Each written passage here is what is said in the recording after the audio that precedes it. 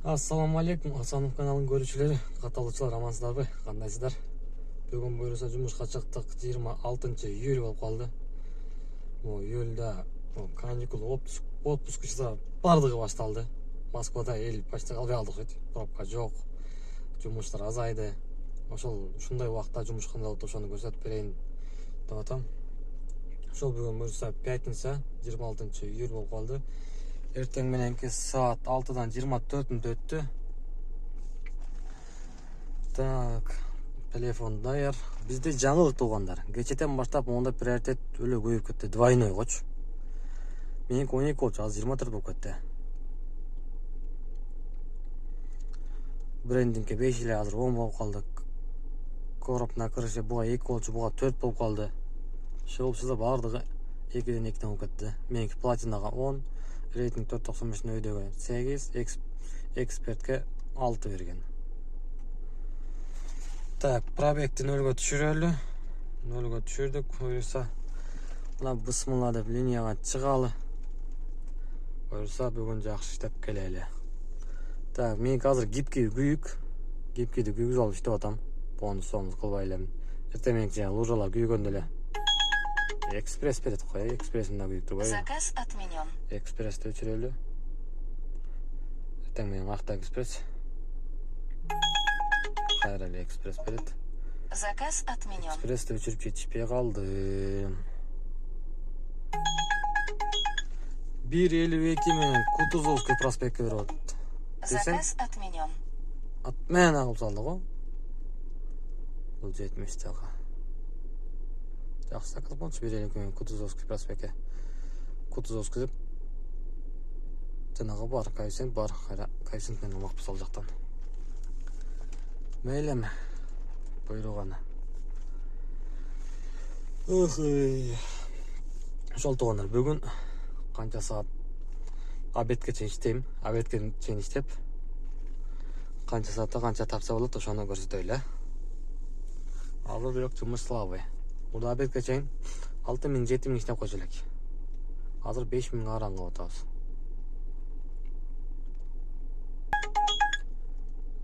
Бир остановкасы менен берип атты. Заказ отменен. Остановка менен алганда не стоит да. Бул котельники да не стоит да. Муну дагы отмена кылабыз да. Самолет учуруп көрөйүнчү. Нет интернета. Самолет учуруп көрөлү. Бир 40 секунд турабыз. Анан кайра самолетти кондурабыз. Кайра самолетти кондуралычы. Активность албайт бекен. Доступ в интернет возобновлен. Жалабы. Заказ отменен. Көрөлү. Так, 1.34 менен. Так. Приорова бул Люблина жакта беле. Поверните налево, а затем поверните налево. Люблина деп ком. Так. Нормально. Биз барса нормально коэффициент күйүп калат. Кеттик анда. Биринчи заказды алдык буюрса. Onu какшатпай үнүнө жүрөйүнчү. Безүү эле кылып жүрөм да. Кеттик анда туугандар, жумуш башталды буюрса. 6-дан 28 мүнөттө. Биринчи заказды 35 мүнөттө алып келип калдык. 1136 рубльга. Так, коэффициент кандай? Коэффициент бар бака. Линияга чыгабыз. Так, пока заработок 0, азыр кошулат буюрса. Гана кошулчу. Нормальный заказ берчи. И нормальный жака.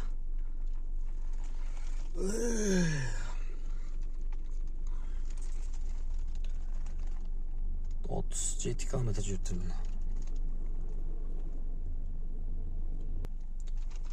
Заказ чокку, заказ.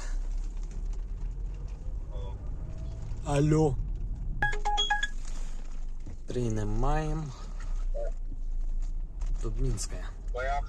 Экинчи заказ 25 минутада 835 рубльга. Могу байкам алып келип койдум. Так, кайра эле кийинки заказ алып койдум. Красногорскко 1,58 коэффициентпен 31 километр 43 минутта дейт. Нормально. Линияны чыгып коеюн. Кеттик анда. Красногорск барып келели. 36 минутада келип калдык. Оплата наличными 1382 рубль. Буларды берип тыйындарды кошуп берди. Санап эле алып койдум. Силер да ушундай зарбы? Санап эле алып койсоңузбу? Главное 1000 сомду көрөм. 1000 сом бар экен, болду дейм да. Так. 3 заказ кылдык. Коэффициент бар, линияга чыгабыз. Заказик, нормальный заказ, большая Бронная улица. 11 минуталык жерден берет да.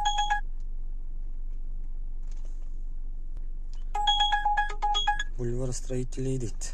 1,63 менен. Бул каякта экен? Жарым сааттык жер экен. МКаттын боюнда экен да. Крокстун жанына болуп калабы?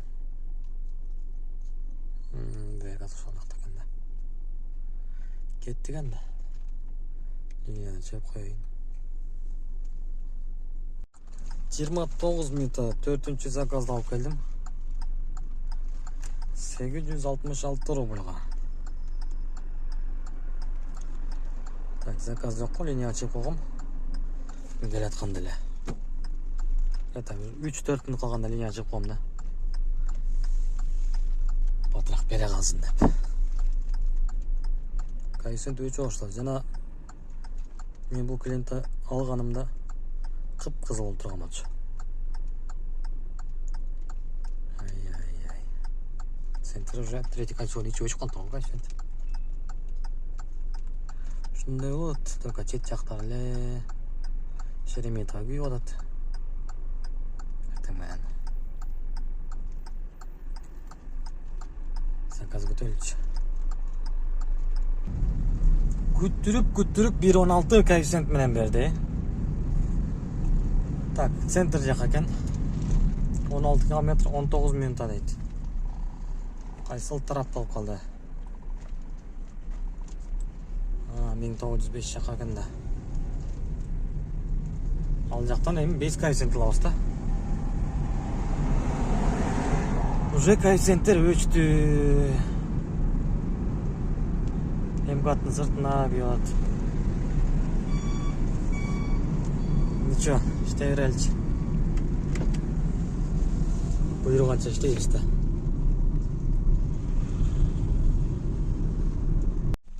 21 минутада 1,16 коэффициентин берген. 509 рубль. Коэффициент жок да жок. Москва Сити жака келип калдым. Бул жерден экспресстин өзүнө күйгүзөйүнчү. Эконом и детскийди өчүрүп туруп, Межгород менен экспрессти калтырабыз дагы. Линия ачып барайын. Экспресс нормальный коэффициентпен берсе, алып кетип калыш керек центрдан.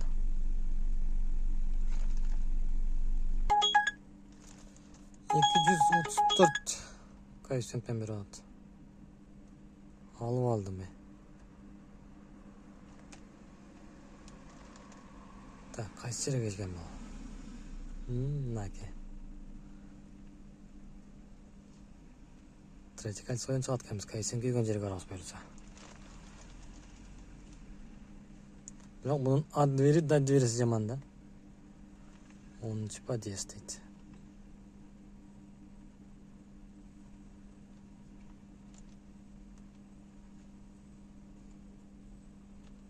Бул жерге кандай алып киребиз? Бул жерде эмне бар эле?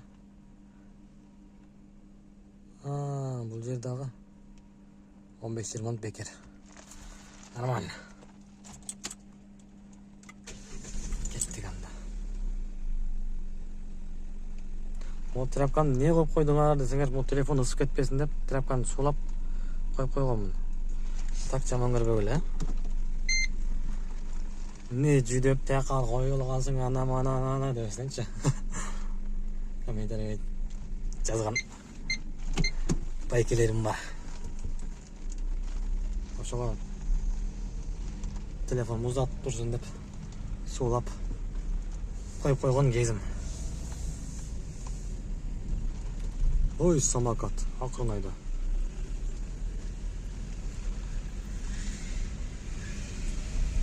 Могу эски зданиялар да. Шуларды эле жакшына калып, алдын асфальттап, краскалап жакшына калып коет. Сонун көрүнүп калат. А биздики мындай жерлер уже эл баспай калган. Адам баспай турган калган мындай. Ушундай зданияларчы. Алдын асфальттап койсо эле болду да. Жана калган экспрессти эми берип бүттүм. Саат 11-ден 16-да өттү. Saat 10'da aldım akşet. 1 saat 20 minut vaktim gitti de. Barısam albayt telefon. Garden atelge 10 minut bekerken 3 yol girip çıktım. 10 minut, yarım saatin vaktim getirdim. Telefonu albaytan поддержка жаздым эле. Поддержка жазып отправитель телефон албай атат десем. Ал уже Яндекс отменяп отыр заказды. А мен уже прямо телефон менен сүйлөшүп, телефон номерин алып, табышып, уже жаңа пакеттин алгам да. Алган отмена кылып салыптыр. Аны алып барып берип койчу, акчасын берем. Дейт, ана макул деп алып келдим. Канча берем дейт. Отмена кылганына 330 сом түшүптүр. А бул жагына 1450 сом дедим. 1,5 миңге айтайын деп көп деп өзүнө 1450 сом деп койдум. 191. Так, эми кайра линияга чыгалы. Ошол менен азыр ушу бир заказ менен 1450, 330, 400, 500, 600, 700, 1780 рубль. О, сону иштеттим да. Нормально. Кайсен жок да мен жакта. Не болсо экспресс киргизип да күтүп отурайынчы. Экспресс берип калса экспресс ташыйбыз. Жана күйүп турган болчу. Мен келгиче жок дагы.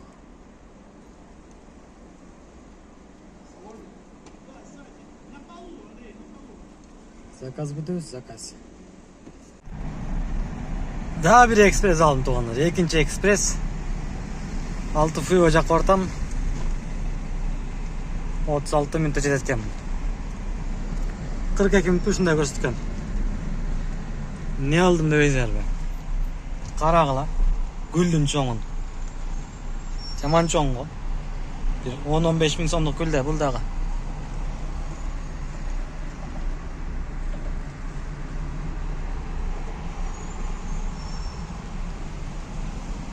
Ошода энди. Ушуларды ташып коюп жүрүк да. Так. Канча чыгат анан жеткенден кийин айтайын, а? Плюс 599 рубль менен алдым. Коэффициент менен.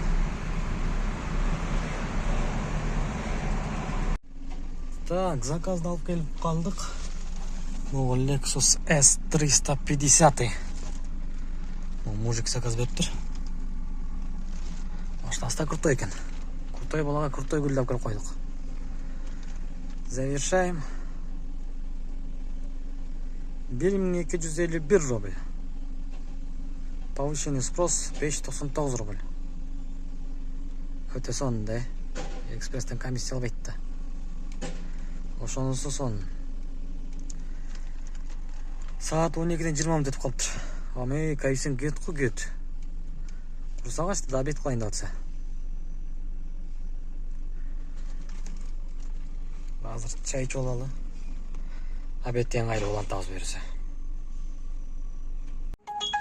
Так, бул ДНХга бир 1.05 коэффициент менен. 1 детский, 2 детский менен. 1 бустер, 1 детский кресло менен. Saat 3'ten 24 minut öttü. Так, 12 почти 3 saat обед кылып койдурмун га. 3 saat обед кылып тем алып отуруп калыптырбыз. Азыр жумушка чыктым эми. Жумушту улантабыз. Birinci zaказda aldık. Түштөн кийинки заказды. İşte bu ala. Apet'e çeyin 183 kilometre жүрдүм. Так, 12-ci zakaz. 1 saat 3 minut болып кетті. Так 45 minut көрсөткөн. Азыр поддержкага жазабыз. 1193 рубль. Мага берди 1500 рубль. Молодец. 107 рубль чай берип койду го. Оценка кылып коюнчу. Чай берген үчүн. Так, эми поддержкага жазайын да промокодду алайлы. Так, Митинова келип калдым. Кайсен кандай? Ой, эшек, мен келатканда кайсен күйүп турган болчу, кыпкызыл болуп. Мен келгенден кийин өчүп калган. Сен бир аз туруп анан линияга чыгайын. Так, мынакей. 1 саатка промокод берди. Спасибо дейбиз. Все. Эми линияга чыгабыз. Кайсен барбы? Кайсен жок, мен турган жерде. 12 заказ менен 7200 рубль. Плюс жанагы 1450 рубль бар. Жанагы экспресстики. Жакшы. Так иштеш керек. Кайсен күйдү. Линияга чыгып койдум. 5 балл пробка дейт. Центрда. Saat 5:35 болуп калыптыр. Bir zakaz алып турам, ошону жеткирип турган. Домой базайын. Үйгө жеткиче дагы 2-3 саатта. Заказ жокко? Мен үйүм жакыр койсоң да мейли. Каршы эмесмин.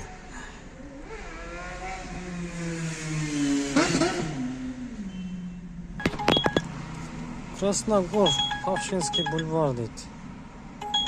Койчойум, алып келбейли да. Домой назад койм го. Жота жакпай атат. Домой болсо Москва наркоты да. Мына, домой по делам өзү үчүн басып керек да, Москва наркотне бергетне. Ошондо нормальный заказ берет. Төз. Активность түшүп кетти меники. Канча болуп кетти? Активность 54 болуп калды.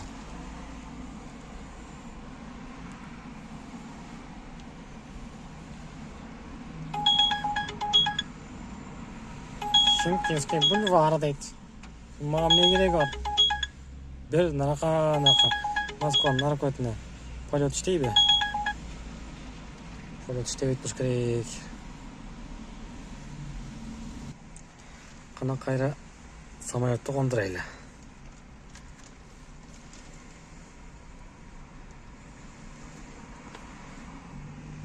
Активность кеттир.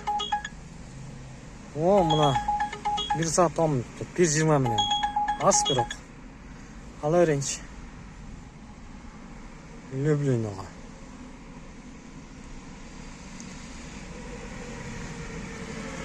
Сата 1 saatта 1000 сом калса дагы жетет ошо. 1 saat 4 минутада 13-чү заказды алып келип калдым. Люблиноға 1374 рубль. Домой менен дагы мен турган жерде кайсен жок. Кайсен күйсүн анан линияга чыгабыз берсе. Saat 6-дан 50 минут өтүп калды. Кайсен күйсүн эми. 14-чү заказ 31 минутада. Акыркы заказ болду окшойт ушул. 674 рубль. Үйгө 22 минут бар экен. Көрөсүз, заказ берсе берди, бербесе үстөлгө кетебиз. Ато чарчадым. Saat 7-ден 58 минут өттү. Кеттік анда үйге. Үйге барып отчет шығарабыз берсе, үй жаққа оралайыншы. Туғандар, ошентип мен үйге келдим. Так, 14 заказ менен 8703 рубль иштептирмин. Так, пробег. Бүгүнкү пробег 299 км, 300 км жүрүптүрмүн. Машинаны жүрүп турганда 9 саат 52 минутта. 10 саат жүрүп турупты да. Так. Калькулятор керек эми. 8700 болсо кача 8700 буга плюс жана 1450 экспресс доставканыкы 10150 рубль иштептирмин. Мындан минус где-то 1300 сомго бензин и минус обед 500 и мындан минус кылабыз. Где-то бир канча 200 сомго суу буга алып иштейм да. 8100, 8000 таза иштептирмин. Кудайга шүгүр, нормально иштедим. Если арендада болсокчу, арендада болсом, мен анда 6350 иштемек экенмин. 6000 рубль нормально. Ошол байкелер тугандар. Если арендада болсо деле актайт өзүнчү. İşteyse болот. İşteş керек бакач. Эртең эрте туруп иштемей. Анан туганда жаңы айтайынчы мен. Муну таксиде минусубуз, бир минусубуз. Bir минус жана чоң минус. Ушундай дайыма. Штрафтар да бизгечи. Штрафтар көп келет. Баарыбыз эле билебиз. Мурун мага көп келчү эле, азыр эми Кудайга шүгүр азыраак келип калды. Башка байкелер бар. Вообще штраф албаганчы. Эми ага караганда мен кичине бюджетке акча салып турам. Мен көп алган штрафым скорость да. 60 деген жерде мен 82-83 тартат да, мен 80ге такабай дейм да. Ошондо да кичине ашып кетет, түшүп калам. Көбүнчө ошону го. Анан ошол штрафтарымды айтып берейинчи. Мен машинаны декабрдын аягында алгам, январдын 14-дөн баштап, январдан баштап айдап баштадым да. Азыр 7 айда мен 23-25 штраф алып турмун могу машинагачы. 25 штраф менен 500 рубльдык штрафтан 23 алып турмун. 3000диктен экөөнү алып турмун. Парковка остановка запрещен. Экөөнү алып турмун. Экөөнүндө тең камера жок деп ойлогон жерден да. Азыр эми көрсөтүп коеюн. Мына канала бүт көрүнөт бекен. 500 рубльдыктар сүрөттөрү менен. Мына бүт эле меники превышение скорости 60 деген жерде мен 80ге такабай дейм, ошондо ашып кетет да. 80, 82, 83 болуп кетет. Бүт превышение скорости, мына жерде эле требование несоблюдение требований знаков или разметки дейт. Бул таганский экен. Буга да 500 бирок мен сразу скидка 50% скидка болуп атканда төлөйм да. 500 рубль кылыпчы. 250 рубль кылып. Ошого ошондой каяка кетти. Калган бүт эле 500 бүт превышение скорость экен. Парковка остановка запрещен. Бунун сүрөтү жок экен. Туура бул камера жок жерден эле тартып кеткен. Бул да остановка стоянка запрещен. Бул да камера жок деп ойлогом. Торговый центрдин жанынан, Нижегородскийден. Превышение скорость. Эң биринчи алган штрафым несоблюдение требований знаков или разметки. Шоссе энтузиастовдон алганмын да, ушуну автобус полосада келатып. Ал жерде кирпич бар экен эле да. Билбей калыптырмын. Ошондо туугандар, мен эң көп алган штраф скорость болду, ошо 23 штраф. Буяка жазып алдым. Общий 25 штраф алып турмун. 25 штрафтын суммасы 17500 рубль болот экен. Бул мындай толук түрдө төлөгөндө. А мен 50% скидкасы менен төлөгөнмүн. Ошондо 8750 рубль төлөп турмун. Бул деле оңой акча эмес. Бир күндүк акча экен да бул делечи. Эми муну атайын кылбайбыз, эми такси өзү любой такси штраф кылат го дейм эми. туура түшүнүү менен кабыл алабыз. Эми мактанып айтып аткан жокмун. Мактанып айтып атасың тегиндей мындай деп эле. Ошого жайраак айдайлы. Мен ошо катуу айдайт экенмин. Ушудан байкадым азыр карасам бүт эле превышение скорость. Жайраак айдайлы. Азыраак штраф төлөйлү. Штраф албаганга аракет кылалы. Ошол 7 айда 8750 евро боюнча штраф төлөп турмун. Силер кандай штраф төлөйсүңөр? Бирок менчи жан келгенде мен 3 айда элечи. 3 айда бир 30-35 миң төлөп койгон болуш керекмин. 50% кошуп айткандачы. Азыр эми Кудайга шүгүр жакшы эле үйрөнүп калдык. Башында баарын алып аттым. Шатыратып келип аттык штраф. Азыр ошол моменттерден өттүк. Эми ошо жан келип иштейм дегендер болсо совет да. Ушундай штрафтар көп келет. Знактарды карап, разметкаларды карап, акырын айдаш керек. Ошол туугандар. Бүгүнкү видео ушундай болду. Видео жаккан болсо лайк басып коюп, подписаться сөзсүз болуп койгулачы. Мында подписаться деген кнопканы бир басып койгула болду, ошол жетет мага. Башка эч нерсе кереги жок. Лайк керек, лайк басып койгула. Ошол туугандар, кийинки видеолордон көрүшкөнчө анда баарыңарга салам.